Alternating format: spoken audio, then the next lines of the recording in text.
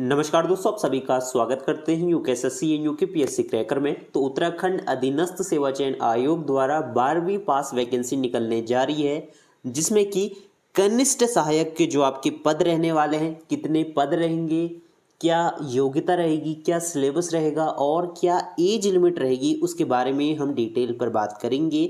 Form आप लोग कहाँ से फिलअप कर पाएंगे, कब तक आपको ऑफिशियल नोटिफिकेशन जो है देखने को मिलेगा, इसके बारे में डिटेल पर आपको जो है अपडेट करेंगे। तो कनिष्ठ सहायक की जो वैकेंसी रहेगी, इसकी क्वालिफिकेशन जो मिनिमम रहती है वो सिर्फ और सिर्फ 12वीं पास रहती है। काफ़ी लोग इसका इंतज़ार करते हैं क्योंकि ये एक ऐसी वैकेंसी है जिसको कि हर कोई भर सकता है, भले ही उसने 12वीं पास कोई भी स्ट्रीम से करा हो, साइंस से करा हो, आपका कॉमर्स से करा हो या फिर आर्ट साइड से करा हो, तो वो हर किसी के लिए जो है रहती है। और सबसे अच्छी चीज़ इसमें ये रहती है कि 18 से लेके 42 साल तक के कैंडिडेट्स इसके लिए अप्लाई कर सकते हैं। मतलब बच्चा बूढ़ा हर कोई इसको अप्लाई कर सकता है। इसमें सिर्फ आपको दो चीज़ों की ज़रूरत रहती है। पहला तो आपका 12वीं पास होना चाहिए, मिनिमम क्वालिफिकेशन। दूसरी चीज़, इसमें आपकी जो है टाइपिंग टेस्ट रहता है, जो कि हिंदी में आपकी टाइपिंग टेस्ट रहती है। तो अगर आपको हिंदी टाइपिंग नहीं आती तो आपके पास अभी पर्याप्त समय है, कम से कम नहीं तो 6 से लेके 8 महीने का समय है आपका हिंदी टाइपिंग टेस्ट की तैयारी के लिए, क्योंकि और भी वैकेंसियां हैं, उनमें भी आपको टाइपिंग टेस्ट देखने को मिलेगा। तो अगर आप अभी से तैयारी शुरू कर दें तो आपके लिए बहुत अच्छा रहेगा, क्योंकि इसमें जो है सबसे पहले तो आपकी 100 नंबर की क्या रहती है, परीक्षा रहती है। जब आप उसको क्वालिफाई कर लेंगे तब आपका जो है टाइपिंग टेस्ट रहेगा, जो कि सिर्फ क्वालिफाइंग नेचर का रहेगा। तो एक बार देख लेते हैं क्या क्वालिफिकेशन रहती है। इसमें लिखा गया है माध्यमिक शिक्षा परिषद की इंटरमीडिएट परीक्षा या इसके समकक्ष मान्यता प्राप्त कोई अन्य परीक्षा आवश्यक उत्तीर्ण की हो और देवनागरी लिपि में हिंदी का अच्छा ज्ञान हो।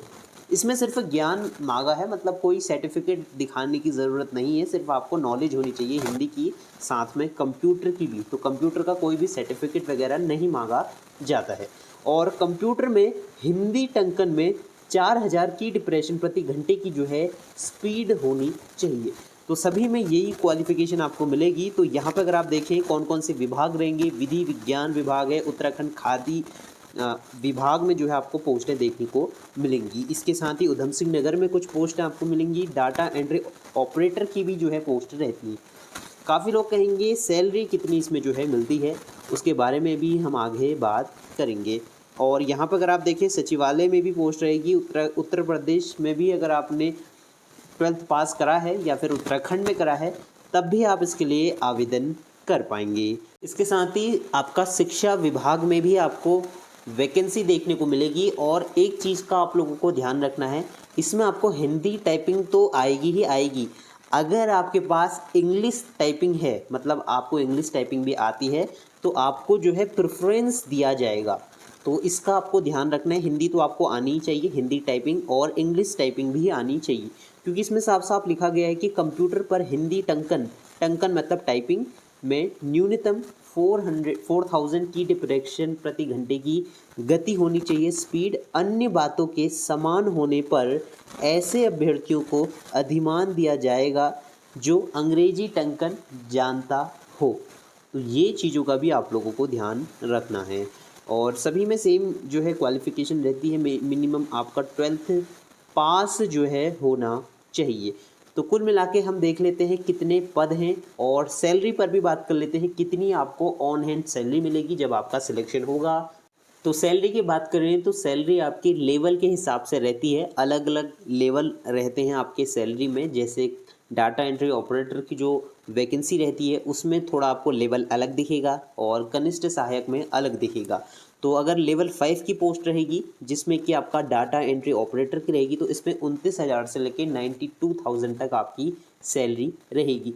स्टार्टिंग सैलरी आपको 30,000 35,000 के अराउंड रहती है और सारी चीज़ें मिलाने के बाद आपकी 40,000 तक जो है सैलरी बन जाती है, मतलब स्टार्टिंग की बात कर रहे हैं। उसके बाद अगर आप बात करें, यहाँ पे लेवल 2 की भी वैकेंसी है, लेकिन जो ज़्यादातर पोस्ट आपकी कनिष्ठ सहायक में रहती है वो लेवल 3 की रहती है, क्योंकि इसमें जो है कनिष्ठ सहायक सह डाटा एंट्री ऑपरेटर रहता है, ये लेवल 3 की है। इसमें 21,000 से लेके 69,000 तक जो है स्टार्टिंग होती है। तो ये जो है आपका एक्सपेक्टेड रहता है और ऊपर नीचे जो है इसमें आपको देखने को मिलेगा। तो लेवल आप लोग देखें, लेवल के हिसाब से आप निकाल सकते हैं कितनी सैलरी रहती है, क्योंकि इसमें जो है अलग अलग हर साल जो आपको इंसेंटिव वगैरह मिलते हैं, प्रमोशन वगैरह भी होते रहते हैं, लेकिन जो आपकी सैलरी है वो हर साल बढ़ती है, महंगाई भत्ता मिलता है। तो जो भी सरकारी कर्मचारी हैं उनको पता होगा कि किस तरीके से जो है आपको सैलरी में इजाफा होते रहता है। तो एक जॉब होना ज़्यादा इम्पोर्टेंट है, सैलरी तो आपकी बाद में बढ़ी जाएगी, लेकिन जो सबसे इम्पोर्टेंट है आपको सिलेक्शन इसमें लेना होगा। तो इसमें आपका सबसे पहले अगर हम देखें तो टाइपिंग टेस्ट रहता है, आपका 12th पास होनी चाहिए। दूसरी चीज़, आपको हिंदी और इंग्लिश दोनों टाइपिंग आनी चाहिए, वो आपके लिए अच्छा होगा, क्योंकि जब आप फॉर्म फिलअप करेंगे तो उसमें आपको 2 ऑप्शन मिलेंगे। पहला ऑप्शन होगा कि आपको हिंदी टाइपिंग आती है, उसमें आपको टिक करना होगा। दूसरा ऑप्शन होगा कि आपको इंग्लिश टाइपिंग आती है, तो उसमें भी आपको टिक करना होगा, क्योंकि इससे आपको ये फ़ायदा होगा जब कोई फॉर्म होगा, मतलब कोई पोस्ट होगी, तो उसमें दोनों जो है मांगा जाता है, दोनों टाइपिंग में मांगा जाता है, तो उसके लिए आप लोग क्या हो जाएंगे, एलिजिबल हो जाएंगे। तो सिलेबस की बात करें तो सिलेबस क्या रहेगा, एग्ज़ाम कब तक होगा, उसके बारे में हम डिटेल पर बात करेंगे। अगर आप नए कैंडिडेट्स हैं या फिर पुराने कैंडिडेट्स भी हैं तो आपको वीडियो देखना चाहिए पूरा एंड तक, क्योंकि हर एक पॉइंट हम डिस्कस करते हैं, बहुत ही इंपॉर्टेंट जानकारी आपको हम प्रोवाइड कराते हैं। तो सबसे पहले तो 100 मार्क्स का पेपर होगा, 100 क्वेश्चन होंगे, 2 घंटे का समय मिलेगा, और सबसे इम्पोर्टेंट नेगेटिव मार्किंग आपको देखने को मिलेगी 1/4 की। ठीक है, इसमें आपके जो क्वेश्चन रहेंगे वो हिंदी और इंग्लिश दोनों में आपको देखने को मिलेंगे। तो ये ऑफिशियल सिलेबस रहेगा, जिसमें कि आपको सामान्य ज्ञान देखने को मिलेगा, सामान्य अध्ययन आपको देखने को मिलेगा। तो यहाँ पर अगर आप प्रश्नों की संख्या अगर आप देखें, जिसमें कि आपको सामान्य विज्ञान के प्रश्न हैं, भारत का इतिहास है, भारतीय राज्य व्यवस्था आपको दिखेगी, भारत का भूगोल आपको दिखेगा, और आपकी घटनाएं जो रहती हैं उत्तराखंड से संबंधित वो दिखेगी, उत्तराखंड का इतिहास आपको दिखेगा। तो आप लोग देख सकते हैं कितने अंक कहाँ से बन रहे हैं वो आपको देख लेना है। उत्तराखंड की संस्कृति से प्रश्न बनेंगे, उत्तराखंड के भूगोल से बनेंगे, आर्थिक जो आपका सर्वे रहता है उससे है, और रीजनिंग के भी क्वेश्चन आपको दिखेंगे जो कि 6 नंबर के होते हैं। तो यहाँ पे आप लोग देख सकते हैं हिंदी और इंग्लिश दोनों में आपको जो है क्वेश्चन देखने को मिलेगा। इसके बाद आपका जो रहेगा वो सामान्य हिंदी आपकी जो रहेगी, जो कि 25 मार्क्स की रहेगी। ठीक है, तो पहले क्या होता था 20 नंबर की आती थी, तो अब जो है 25 नंबर की हिंदी आपको दिखेगी। और इसमें आपके क्या क्या प्रश्न होंगे, स्वर, व्यंजन, और जितने भी आपके ग्रामर के रहते हैं, संज्ञा, विशेषण, व्याकरण, तद्भव, तत्सम, उपसर्ग, समास, पर्यायवाची, विलोम शब्द, तो ये शब्द आपको मुहावरे वगैरह भी देखने को मिलेंगे। और इसके साथ ही आपको उत्तराखंड से जो कुमाऊनी भाषा है, गढ़वाली भाषा है, जौनसारी भाषा है, उसके भी मुहावरे देखने को मिलेंगे, क्योंकि प्रीवियस क्वेश्चन अगर आप देखें तो वहाँ पे आपको मिल जाएंगे।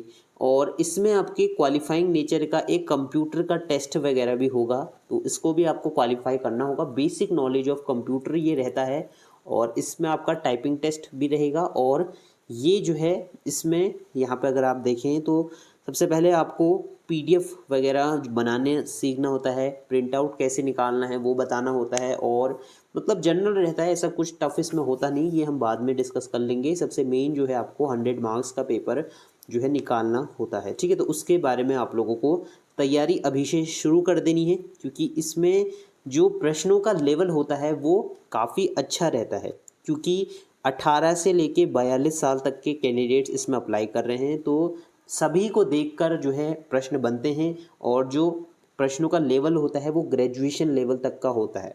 आप ये मत सोचिए कि 12th क्लास का पेपर है तो 12th क्लास का ही आएगा। पुराना पेपर उठा के देखें तो काफ़ी अच्छे लेवल के प्रश्न उसमें पूछे गए थे।